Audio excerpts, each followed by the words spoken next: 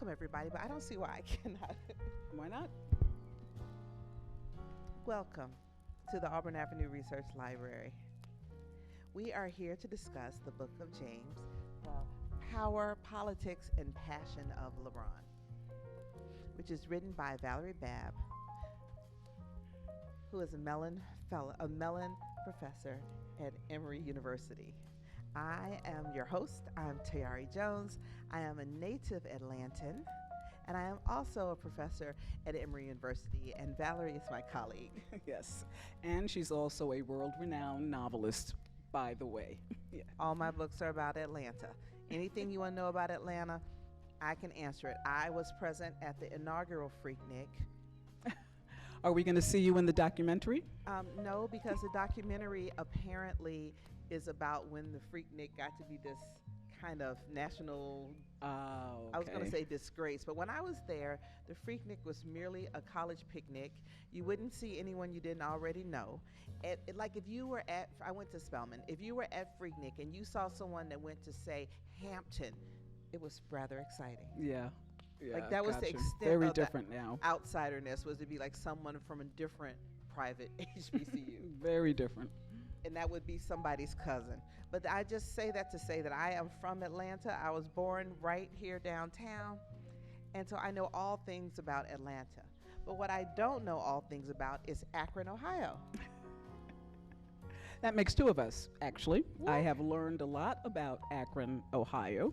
One of the most interesting facts I found out is that there is now in Akron a LeBron James Way. And of course, it was named after him after he became who he was. But it is about a 5-minute stone's throw from John Brown's house, the former abolitionist. And it has kind of been an interesting symbol for me that there is so much underground history in Akron.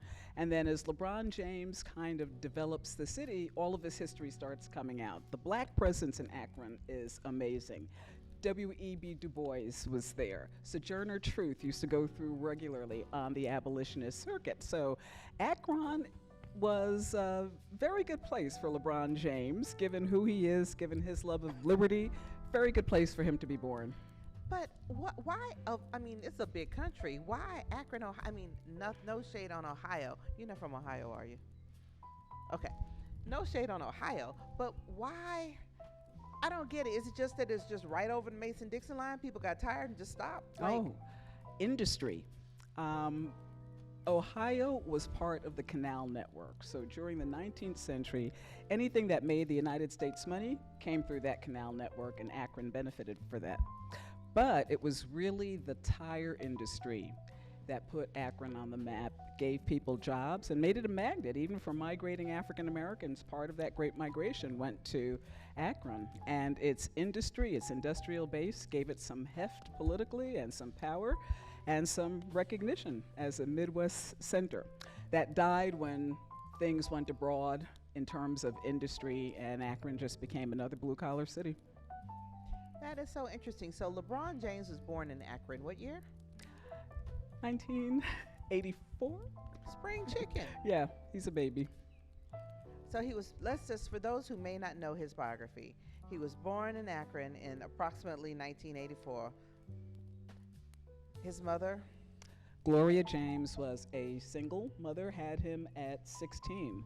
She had lived with her mother, and they lived on an area, it's like so many black neighborhoods, where that neighborhood is in an area that subsequently has become very desirable to developers. But she grew up there in this very beautiful Victorian house that was owned by her mother. But her mother had a stroke, died, and Gloria at 16 had LeBron. Her two brothers were just a few years older than her, so none of them could really cope. Luckily, there were neighbors who kind of took them in for a while. So they lived in the house? They stayed as long as they could, but the house started falling apart around them. Yeah, so luckily they were able to couch surf for a while, and then ultimately Gloria had to park him at a coach's house, which was probably the best thing that could have happened to LeBron. How old was he when he was at the coach's house? Oh gosh, third grade. And Third grade. Right. So wait. Yeah, he was a baby. So wait, third graders are out, I mean, coaches out here de facto adopting third graders? Well, he was a coach who was part of the community. So they knew each other. His mother knew who he was. But not as Not as his coach, oh, no. so he was someone who just happened to be a coach. Right. Because I was like, okay, this is getting ridiculous. Right. You can't be going But around. the fact that he knew something about basketball, knew something about sports, But set a tone. But LeBron at third grade wasn't showing signs of his LeBronicness, Well, was it he? depends on who you talk to. Well, who'd you talk to? Depends on what articles you read and how far back in the archive you go. Okay, so Yeah. what's the earliest? When is the earliest sign of LeBron's was noticed for his extraordinary gifts? I would say his 8th grade year. The minute he went to St. Mary's, a private Catholic church, it became very evident what he would become. And not just in terms of his court prowess, but in terms of his head. Everybody who talks about him in high school said he seemed like he was 40 years old. He already seemed like he was an adult. At one time, he could be a kid, but then at the other time, he looked like he was the president of the United States, the way he was orchestrating and organizing, not just things on a basketball court, but things like clubs that students join and things like that. So he has been in the public eye and in that eye of prominence for so long, we've kind of taken it for granted and it's become background noise in a way. That is so interesting. I read in your book. Well, here's a question. Before we go more into the book, I want to know make the case. There are people who say, I don't know anything about sports. I don't know anything about LeBron James. Why does it matter? Like, how is sports unique let me rephrase. Is sports unique among pop culture? I think every element in pop culture is somewhat unique. So I think music has its place, sports has its place, fashion has its place. And in some ways, sports brings all of that together in a sense. When you go to a game, you are wearing fashion of a particular team, or you might be wearing fashion inspired by athletes of a particular team, a particular athletic style. You will be hearing music of particular eras, depending on where the team is, particular geographies, depending on where the team is. And then, of course, you get to see the competition in play. So I see sports as this huge screen that really does kind of magnify everything we are as a society. When we had the whole quote-unquote racial reckoning, I lost track of which one we were up to at this point. Right, the 2020 I think we have another one coming up, though. Another one's coming? Okay, keep me posted on that, because I they don't have my happen calendar with so me. frequently these days. But anyway, when we had that, we saw that really kind of play out on the sports field. Colin Kaepernick taking a knee sent huge shockwaves, and I think made certain issues clear for people for whom they would not be aware of those issues. So sports also has that power to magnify. And then occasionally sports has a power to unify as well. You share something when you're with like-minded people at a game. You're all, for at least 2 hours, sharing for the same goals, hoping for the same ends. And that, especially nowadays, is very rare to happen. Or also you can all be hating the same team. Mm-hmm. I've seen people bond over how much they hate Duke. Oh, yeah, of course. It's like a real thing. I don't even know why, but they hate Duke. But here's something I also think. But the other thing I was thinking about too, on the larger scale, think about all those military flyovers that tell us how to be patriotic at sporting events. So sports are really kind of conveying political values as well. Well, I think also one of the things that sports does is that sports is also about the body. It is about you cannot have sports without the body. Mm-hmm. And I feel like the body is the landscape for so much of our ideology. And I feel like when you watch, when you watch sports, there's a perception of a mind-body disconnect. I don't know if that is true. I don't play sports. It can't be. I recently got a Peloton. That's about all I got. It can't be if you're an athlete like LeBron. And sports may be about the body, but sports is also about the mind. You can't be in the kind of shape he's in unless your head is a kind of head that will get you to a certain point of discipline where you will do what you have to do even if you feel your worst, even if the worst has happened to you. That is completely mental. The fact that he can get on a court and know where other opposing teammates are and tell them, his opponents, where they should be standing to defend him, that's mental. So I don't think sports is just about the body. I think it's about the head, and that's why I found LeBron James so interesting. His mental prowess is equal to his athletic prowess. I was thinking, I'm going to circle back a little bit about the question of body, because sports is also such the site of so much racial conflict in the way, and And like that's another reason why we should care about this. Yeah. and I was thinking, like, even you think about Joe Louis, like just the idea of his body, and he's fighting Sonny Liston. Am I right? One of. Right. Yeah. But he did that, and there was a fight. It was physical. It was two people in a fight, or even just like the idea of the power and the physical domination that is involved in sports, and the way that certain physical interactions that are not allowed in the rest of society, or not sanctioned by society, are then sanctioned in the arena of sports. You mentioned Joe Louis. If we think about Carnera, his first opponent, that was a fight that garnered police presence, ambulances. Okay. Any questions? Police presences and ambulances. And so imagine what must have been like in the 1930s for that black body to beat up a white body and win in a ring. So yeah, and to win in a way that is certified, like it is official. You have been physically bested. Right. And that is very much part of, I think, the spectacle of sports that we have, and the love-hate relationship that we have, especially with black athletes.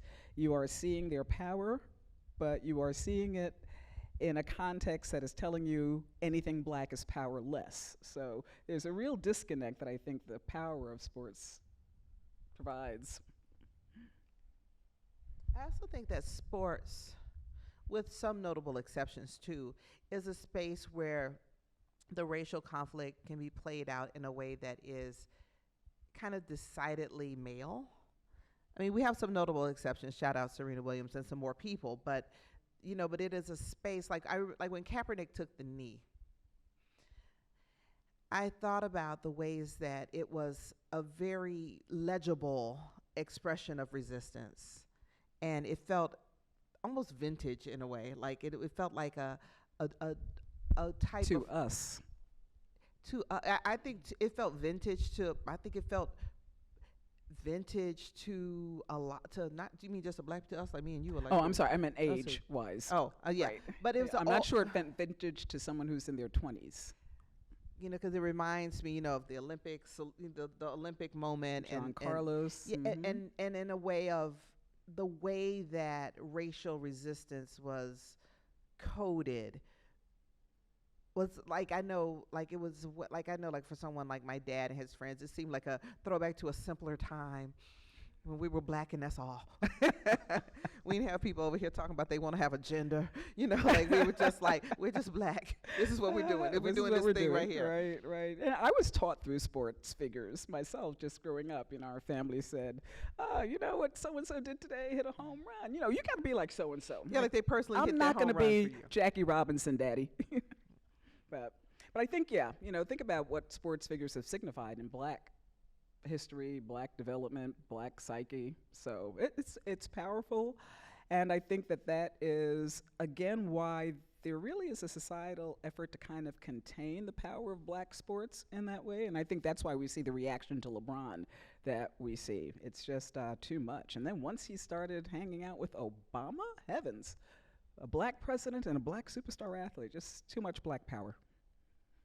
Yeah, and think like you're right, too much black power, too much kind of black male power. In a way that's legible, right? And I think also it has to do with our media, because the WNBA has examples of exactly what you're talking about, but we're not going to see them as frequently because of the society that we live in.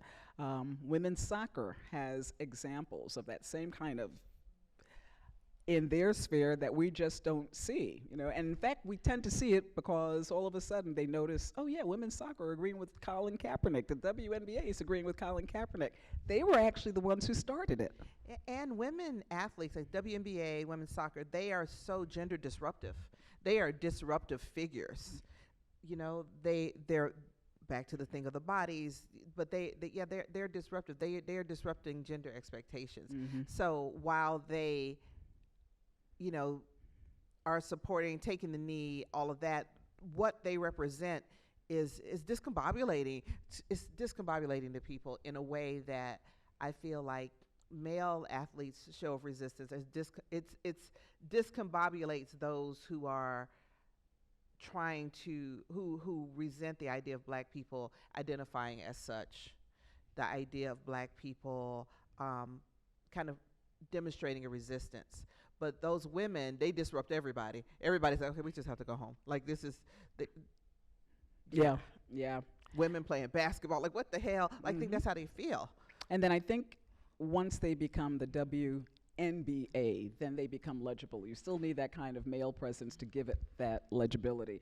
One of the biggest supporters of the WNBA. People like, what is happening? Yeah, one of the biggest supporters of the WNBA is this one. And he put on a sweatshirt during the bubble, and then all of his attention. During the what? During the bubble, the bubble. COVID NBA championship. Oh, sorry. And then, and he said, I forgot, it was like WNBA League something or other. And then all of a sudden, reporters were calling the WNBA to find out about the league something or other. That's so interesting. Why don't you write a book about Brittany Griner? I'm so curious. Well, gosh, let me I'll read it. You're the only sports writer I read. I'm flattered. So I need you to look into everything I'm interested in. Everybody you're interested in, right? Yeah, you did mention Serena. Yeah, I have read. I've read things about Serena. I feel like I've gotten so much. Serena's had so much exposure. Brittany's a different story. Yeah, I'm very curious about her. I'm very like I mean, not to change the subject because we're talking about what we're talking about, but you know, like when I saw her when she got off the plane, or when they were showing the footage of her in Russia, how tall she was and everything, and I was just imagining what her life must be like just to be such a conspicuous person in the world. Yeah. And that, well, I would imagine you know something about that also, you know, the kind of projection that fame always gives on you, and how do you navigate that? I'm fascinated by the way this man navigated it ever since he was a teenager, and somehow is also teaching his children to navigate it as well. And that's a heavy burden to bear, where you can't find any kind of anonymity. You might even think that with him having gotten such notoriety as such a young person, you know, like if you're a child actor, like let's say you're a cute kid. I'm thinking of one right now, but I'm not going to call her name. But you're a cute kid and you're an actor, but then you don't grow up to be a cute adult. Like there's no guarantee. So you had like all this attention when you were 8. And it stops. Yeah. It and just stops. It's but hard. it seems like with his athletic ability, it's growing as he grows. So he's got accustomed to being in the public eye, but he's getting better. He doesn't have that child star disappointment. Well, I don't think he was wired that way. He kind of knew he was going to be a star from day one and had that presence. What he had to learn was what was the consequence of that, you know, the fact that, you're a celebrity, people will watch you, they will listen to every word you say, they will parse every word you say, they will parse everything you wear, they will parse your mother, your friends, Ooh, I wanna your talk family, about his mama. everything. Y'all know about his mama? Do you know about his mama? Well, why don't we throw it out for questions? Well, his mama, you know, so him and his mama are, they're not the same age, but she's like, 16 years older than him. So they kind of grew up together. And so when he came into all this fame and fortune quite young, so did she. And she became a real kind of a firebrand in the press because she became kind of the idea of like a teenage single black mother. Now they have all this money, and she bought him a Hummer when he was in high school, and everybody lost their mind, and they were investigated for whether or not they got it through some nefarious means. One lawyer said that the kind of investigation she had was usually reserved for what the IRS does to billionaires. That's how thorough the investigation was. And she borrowed against his future earnings. In his senior year, there was nothing untoward about it, perfectly legit, but they became that teachable moment. Yes, you know how it's like, like that kind of, she became treated like the embodiment of the Reagan fear of like the poor black woman with kids she shouldn't have, like that kind of. Welfare queen, all of it was surrounding her. This is like even 10 years after the height of that, and it's still spilling over onto her. But what I also really admire about her is she learned very early on you can't win a game playing by somebody else's rules. So part of what she does is to just ignore the standards that people want to impose on her and live by her own.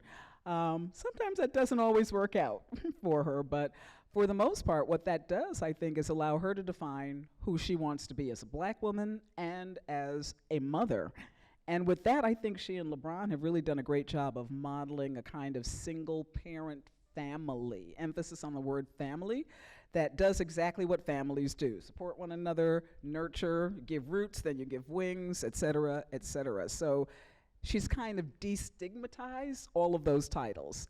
She loves her bling, she loves her flash, and she will hold fashion shows during basketball events that are designed usually to allow single mothers just a moment to be just women, or just to forget about the day-to-day thing of being a mother. She hosts events at zoos and amusement parks, so mothers and their children can just come and just enjoy. No lectures, no, you should be doing this, you should be reading that. So all of that, I think, contributes to her redefining what that term and what that label means. And that, I think, is a great model, because it reminds us that, heterosexual two-family households are not always successful models either, and that families come in a variety of forms. And it's also interesting. Celeste Watkins Hayes, who's at University of Michigan. A moment of silence. She has a book called Reimagining a Life, and her book, Remaking a Life, and it's about black women with HIV who were part of a government program that provided them with resources. And then there were all these medical breakthroughs since that time that the program started. So they're living healthy lives, but because of the program, they have access to housing vouchers, they have access to school for their kids. They have all of the government programs provide them with the things they need to remake a life.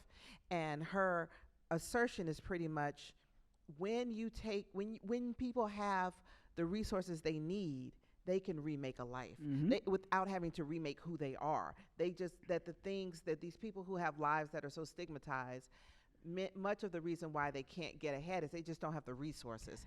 That's part of what he's providing in Akron too, because he's not just, everybody knows about the I Promise school and the success that it is having, but there is the I Promise transitory housing for families that, for whatever reason, are going through whatever they are. They have a place to stay.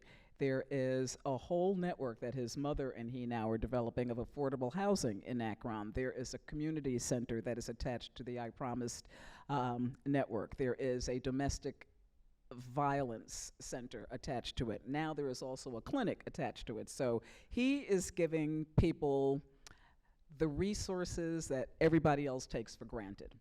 So yes, children now have a place to go after school where they have access to computers, access to the internet, and I bet you that will improve their schoolwork, And it's such a simple solution in some way, and then we see the fact that it's not happening everywhere as a result of the inequalities that are built into our society. So part of what the entire I Promise network does is kind of rebalance that and give kids what other kids just automatically have and take for granted. And so it just makes you see, if people just had the resources. Like, is the LeBron Promise, is it scalable? Yeah, and the best indication of that came from Akron Public Schools itself, because the I Promise school is a public school. So what he has done is kind of adopted a public school and given a public school the resources that every public school should have. the class sizes are small. There are resource officers. There are tutors. There are teachers and teachers' assistants who will check on families. There is a pantry. There is a laundromat. All of the things that you need to be successful at school. So it is scalable in many levels, and the Akron public school system is using it as a kind of microcosm to see what works there, and then they'll apply it to other schools within the district. So yeah, I think it's very scalable, and the nice thing about it too is that they're documenting everything, the successes and the failures. So if there is another billionaire who would like to adopt the public school, there is a model that's in place. You know, I read something that the person was saying, beware. I was just thinking about this idea of another billionaire to adopt a public school. I think billionaires should. But they were saying, like, beware, what did they say? Beware the feel-good story, because the feel-good story is often individuals doing what the state should do. Right, exactly. And that's my problem with, like, the charter schools and all of those independent schools. It does put the onus on private funds where it should be public. You're absolutely right there. But that is but it's so empowering. It's such a great story to hear about. Like, I knew next to nothing about LeBron James when I started reading this book. I just read it because I like you. And I said, I'm going to read it. Okay, I'll take it. I said, and I was so impressed with all he's done. But I was impressed with all you did in compiling it in one place and analyze it. I mean, he made for a wonderful subject, but you also, like how you said that LeBron, you know, he has all this athletic ability, but he also has his head in the game. I feel like you had a great subject matter, but you also had to write the book and figure out how to organize these details in order to support your point. Yeah. So I want to point that out as well. I mean, I know I told you this before, but when you got into the close reading of Space Jam. Yep. Yeah. Well. Did you know LeBron made a Space Jam too? It was more radical, see, because Michael Jordan and them did Space Jam 1. And they were over there just trying to, you know. They were just cartoons. They were going straight Rodney King, can't we all just get along? And then Space Jam 2, that was transformative. Am I right? Am I summarizing? Absolutely.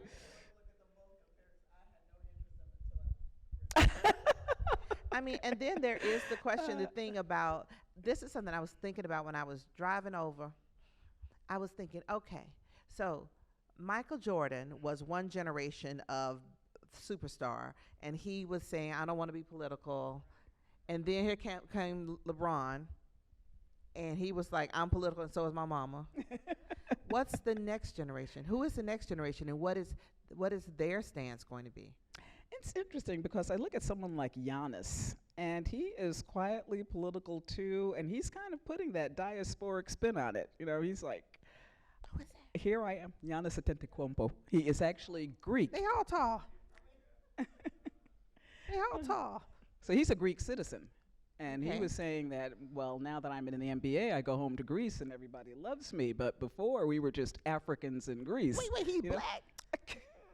I never heard of this man. You say somebody's name is Giannis, they're a Greek citizen, and then I'm surprised that they're black, and you acting like I'm tripping.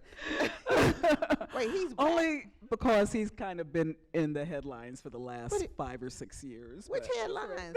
Look, we were just talking about how the algorithm. Right, that's what the problem is. You got to just say algorithm- LeBron James, and you'll have a whole new Because the set algorithm of keeps sending me information. beekeepers and how to make salads in mason jars. You got to put the dressing on the bottom. So I tell me think about there's this person. Yeah, so he is looking at it internationally. Who does he play for? Since y'all know everything. I'm glad it's just all of us in here. I'm sure there are others. So what's his whole name? Giannis Antetokounmpo. That's what I said. That sounds Nigerian Or to Giannis. me. Yeah, that Yeah, sounds let's call Nigerian to him me. Giannis. Yeah. So that's interesting. And then the real young ones are being he schooled lived in by. Greece. Okay, go ahead. Sorry. Okay, the next book. No, the next book. The next book is Brittany Griner. The real young players have the advantage of being schooled by these older guys, folks like Magic Johnson, Kobe Bryant, who also had their heads in things beyond the court. And so I think for them, the question is already when they come into the NBA, even in terms of the process, they go through player development where they're essentially told what their opportunities and pitfalls are. So I think even from those early stages, they're being groomed for something bigger than just playing on the court. So I'm curious to see what kind of economic and political forces the younger players are going to become. And I think LeBron is going to probably set an example that way, the way he's established businesses. And I'm curious to see what his political and cultural moves will be once he retires. Okay, now I have a potentially controversial question since nobody is in here but us. I can ask it. Oh, never mind.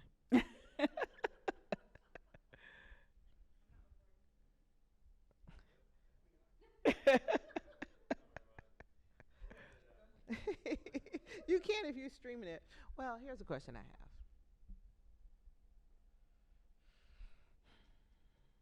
And it's about athletes, but also about other celebrities, actors, etc., etc. If actors and people who are celebrities because of, some performance that they do, whether it's singers, dancers, actors, whatever, that is a very young person's world. It's a very young person's world. And with athletes, but also with other performers, because, we both work in higher ed, right? And a lot more people are choosing to bypass higher ed to get into these careers earlier. So then you have a lot of people who have, secondary education, correct? Then what does that mean if that's scalable in terms of if the factor for influence is who has who has money and resources to do things, and the ways that people are able to amass these resources are ways that do not require higher education, then what are the implications for that in terms of this class of influencers? And I also think that's a question beyond sports. Right. You can ask the same thing of the business world in a sense. But I think we have to step back a little bit because this class of influencers, they have children who are going to some of the best private schools in the world. They have resources that are empowering disadvantaged groups that would never have had a chance before. So I actually have no anxiety about that kind of influence. There will always be idiots who blow their opportunities and don't take advantage of it. But I really do think now there are so many models of just the opposite. Increasingly, we're seeing that a lot of young people are questioning the value of a college education. And I don't think that has anything to do with people jumping from high school to the NBA. It has to do with how our culture doesn't value any kind of intellectual understanding. It has to do with the fact that you can probably make far more money as even a podcaster than you can a public school teacher. So I think we have a kind of weird reward system in our culture that I don't think is just the faults of athletes. I think that question can be asked in so many segments. We don't value the arts. The first thing we cut are arts education budgets in schooling. So what does that say about us as a culture and a society? Well, that's why I was saying that. I'm going to say this celebrity culture, because almost everything that you do to become a celebrity, it's a young person's, like I said, celebrity is a young person's game. Like if you want to be a singer, most people who turn out to be famous singers, they started when they were teenagers, right? Like they started that life when they were very, very young. I think it's true for sports. I think many, many actors start very, very young. And that because of in this celebrity culture, so I don't think it's about people jumping, because even when many people go from high school to college to play sports, they're being used by these institutions, these colleges to play sports. Very many of them are not receiving the education that they're supposed to get when they come there. I've taught at Big Ten schools before, and I've seen it. So I'm not suggesting that it's in any way the fault of people who play sports, But I was just thinking about, particularly in the black community, so often when we think of who quote has money, it's people who have money because they do things that put them in in the celebrity space. And I also think to a certain degree that's who gets the Attention. attention, right? You know, I mean, Robert Johnson, John H. Johnson, um, oh gosh, the guy who is the CEO for Tropicana, I can't remember his The name. orange juice? Hmm? The orange juice? Yeah, Huh. not just the orange juice, but the conglomerate of which the orange Orange juice juice is, is right. the thing. Well, You you know, know, so there's a lot of that. Never mind the women who are also, you know, but yeah, I think you made a good point about the following generation. I was talking to a friend of mine who does development for a major university, and they have a donor on the hook that's from the empire of the people who invented corrugated cardboard. mm, Right, that's the next level. Like that's deep. the cardboard empire. And so the amount of money and opportunities that come from the cardboard empire, and how many generations we've been having cardboard a long time. So the amount of generations and the diversity of relatives that money has spread out to. Right. So right. that was an interesting point you made about like these people, what their kids are going to have access to, And and it just yeah, grows out this way. the other thing I find interesting too, because before coming to Emory, I was at Georgetown University and then UGA. So I've been at like a private big athletic school and a public big athletic school. Both lean very heavily on their former athletes. So they Lean on 'em are for what? part of money. Oh, I'm sorry. Yeah. I didn't know. I'm sorry. You just can't imagine athletes off a field, right? No, But I just didn't know what they lean on them for. It could be the profile of the school, or yeah, exactly. The profile of the school. You probably would not have heard about Georgetown. It was a very sleepy private Catholic institution.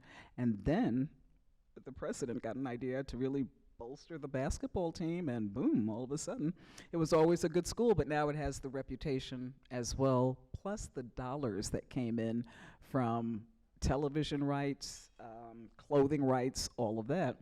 And so athletes are a funding stream for a lot of higher ed institutions once they leave. It's a strange kind of relationship that goes on, but these institutions also then, I think, have to listen to a certain degree, not a lot, but to a certain degree to their donors. A lot of, I think, the progress we saw with the play to pay and that athletes could finally benefit from their own images came from that kind of empowerment, came from the fact that there was finally at least a generation of athletes that could finally ask questions. You know, folks like Jim Brown.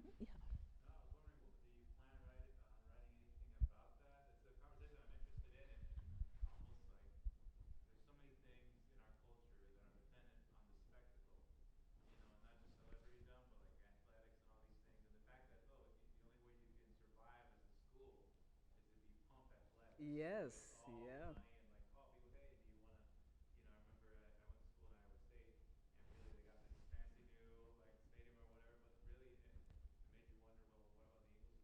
Oh, yeah. The beautiful thing about English departments, for some reason, they're always right next door to business schools. I don't know why, you know, so that you can just see what you don't have, right? But you're right. And think about the University of Oregon and what Nike has put out there in terms of fields, the teams, all, even the fencing team, all.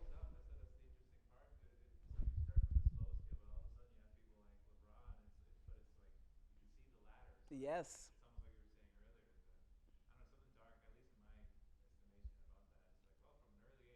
I it I'm a scares me, Hawkeye, by the period, way. especially with AI now, you know, so I this week I actually made a conscious effort not to think about it because I had to kind of bring myself down a little bit. I'm worried about the potentials too. Hmm. And I am worried. Well, we talk about. We can all just sit here, all think about what we're worried about. I'm worried about AI. I am worried about anti-intellectualism, The and other AI. and I'm worried about.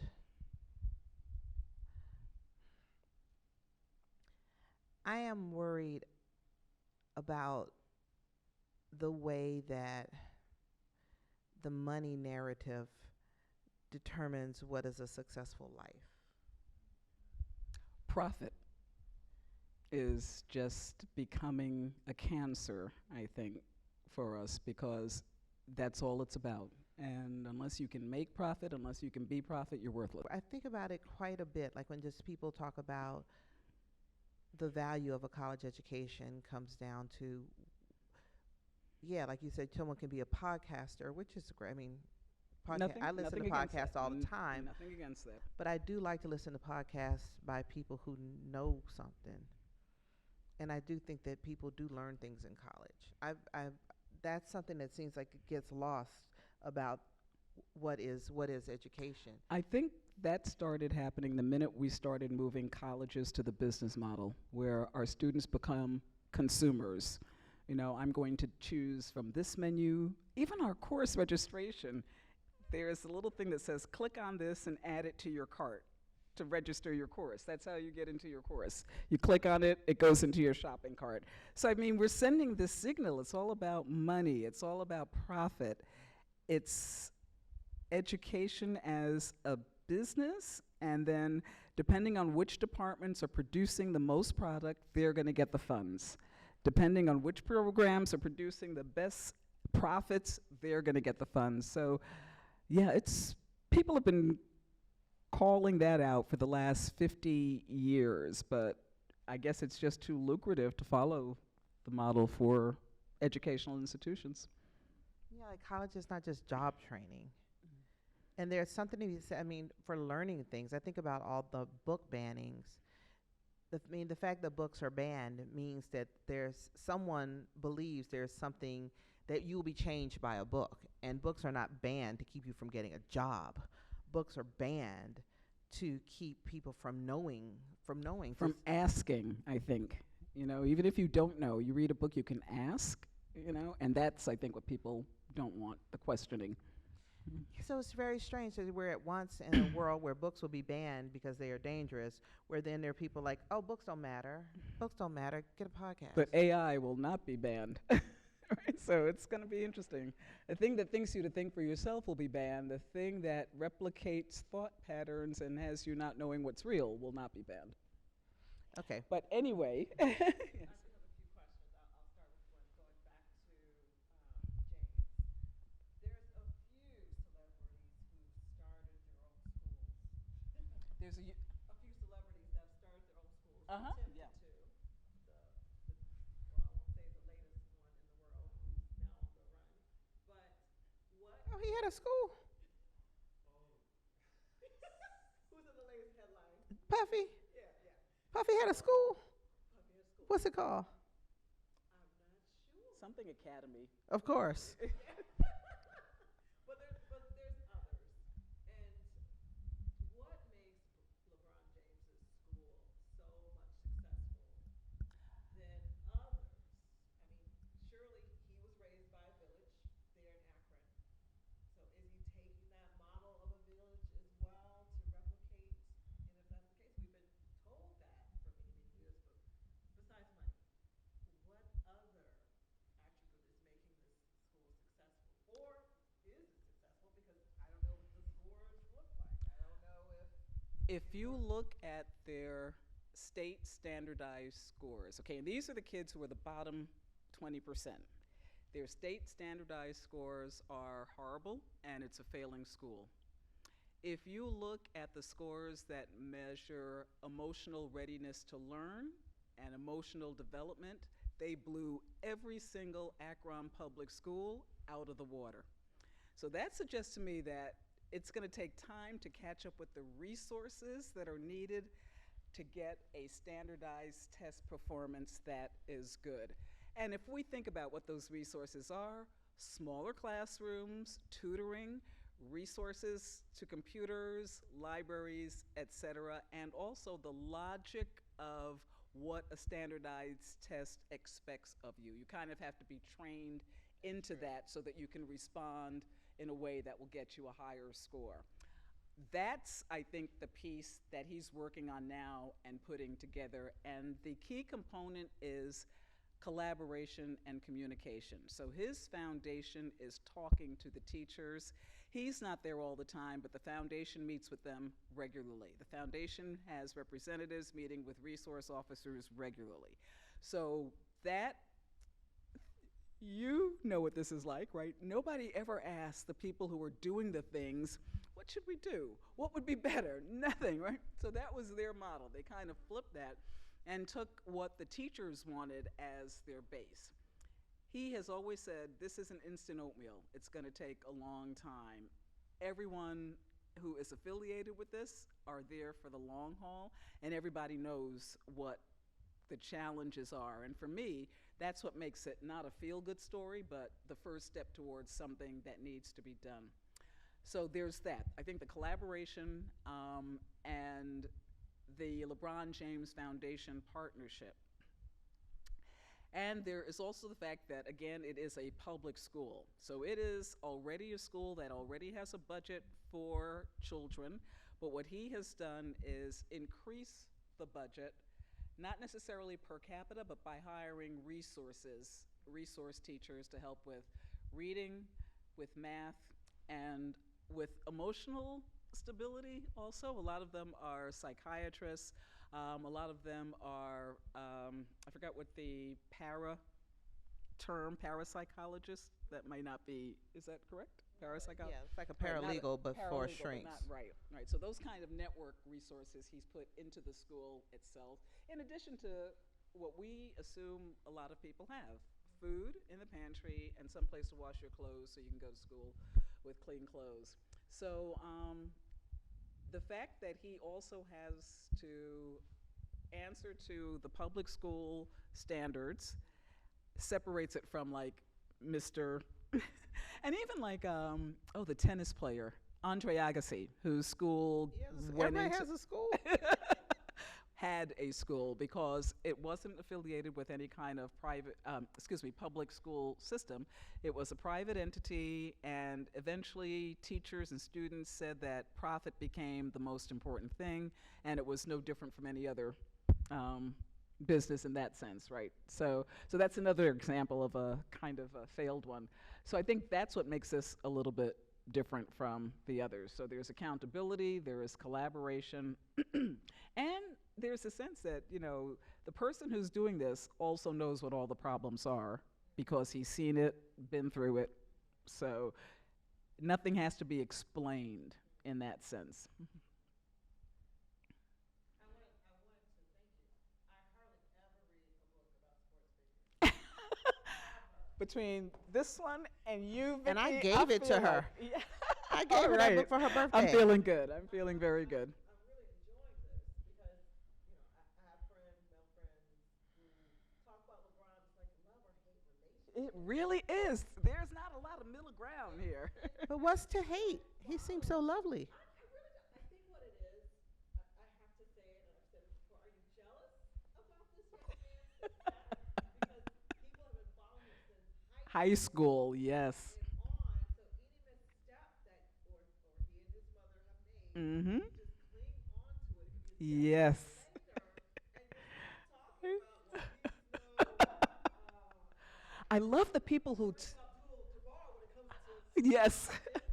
I love all the people who say, oh, he's so greedy. Man has never played with a full max contract until he went to the Lakers. He was underpaid for the majority of his NBA career, and he was fine with it because he said, use that money to go get some good players so we can get some championships. So there is all of these kind of like presumptions circulating about him. Yeah. I'm seeing his life. I'm like, this isn't ideal. You marry your high school sweetheart? Come on. Exactly. And I think, actually, though, I think that's why he's hated, because he's too normal. I saw the same thing with Obama and Michelle, Barack and Michelle. They hated the fact that they were just two ordinary parents with two ordinary daughters who happened to be black, happened to be president. Well, maybe that's not ordinary. Like, what's ordinary? They just No, happen but to it be was the two fact that- ordinary Ivy League graduates. What? No, but they are black people do graduate from Ivy I'm League not schools, saying that right? they don't, but I'm Right. saying that I don't. Do you mean normative? No, I don't mean normative. I mean they are ordinary because even though they both went to Ivy League schools, they both grew up in straitened circumstances. Neither one of them are rich. They both know what it's like to be poor. They both watch television, go to concerts, yell at their daughters, praise their daughters. They do what everybody else does. They're human beings. Exactly my But point. aren't we And all? that is what people hate. They don't like to see black people as human beings. They like to see black people at the extremes. Pathos or crazy thug behavior. But I think about, like, say, the difference between, yeah, I think there are a lot of things that, I don't know what it is that people don't like about LeBron James. Like you said, people, they say, what did you say? They think he's greedy? They think he's greedy. They think he's stuck on himself. They think he's egotistical. They think he's ignorant. Right. hmm Right. Control freak. He's ignorant. Can't even speak well. Ungrammatical, etc., etc., etc. S- huh.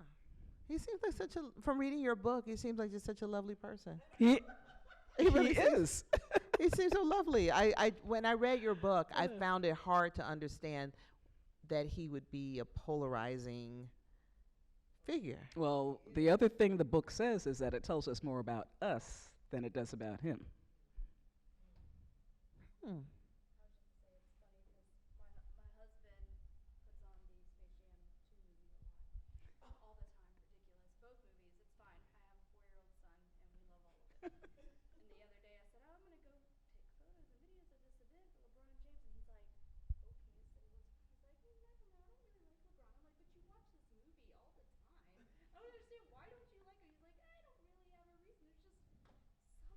Yes, just something about him. Right, right, right. And I do think, too, that confident black men are not always popular. Especially those who say, yeah, I'm as good as I think I am. And nothing has really contradicted that in his life, right? Right. And I That think was- that's all part of the hate, too. Was Michael Jordan hated like that? No, because Michael Jordan wasn't as unapologetic as LeBron is, I don't think. Michael was so, he wasn't even human anymore. Michael was just We are not. Michael, right? We're not saying anybody's not human. Yes, he was this. We right? are not saying anybody's not human. We're not saying anybody's not human. Oh gosh, yeah, but that was the figure. I used to watch the Chicago Bulls games, and it was the weirdest thing to see all of these fans with Michael Jordan mask on, but there'd be like blue eyes peering through the mask, and there were just so many. I thought, wow, and that's when you really have a sense of, what Chicago can be like and the racial dynamics in Chicago, but they loved Michael Jordan. And I think you have to be a certain type of black man to be in that kind of circumstance and be loved. And Michael knew how to work it. Michael gambled, competitor in the worst sense of the word, the worst loser, but somehow the press just kind of glossed over a lot of that because they liked him. And he was delivering, right? And maybe some of it is chemistry. People just have certain chemistry with their audiences in weird ways. Like you can't quite, just like how sometimes some politicians, people just like them. Why? They just do. And you're like, but why? I just do. But I think too, Michael might have been like an underdog at one point because he wasn't picked up. He wasn't, right, right. What was it, 10th round or something like that? Yeah. Possibility of just an average Joe. Mm-hmm. And now they've got this N- jewel. Nobody met him at the Chicago airport when he arrived. Isn't that? And we could also make the case that Jordan, it was a different time, so that there were different things people wanted at a different time. Oh yeah, sure. You know what I mean? So, Mhm. because sometimes when we compare two figures from two different times, we don't factor in the time. Like, I don't know if Jordan would be beloved today. Or if anybody can be. The world is so polarized right now. Is there anybody that everyone can agree on to like? Is there anybody that everyone? If people can't even agree to like Beyonce. Victor.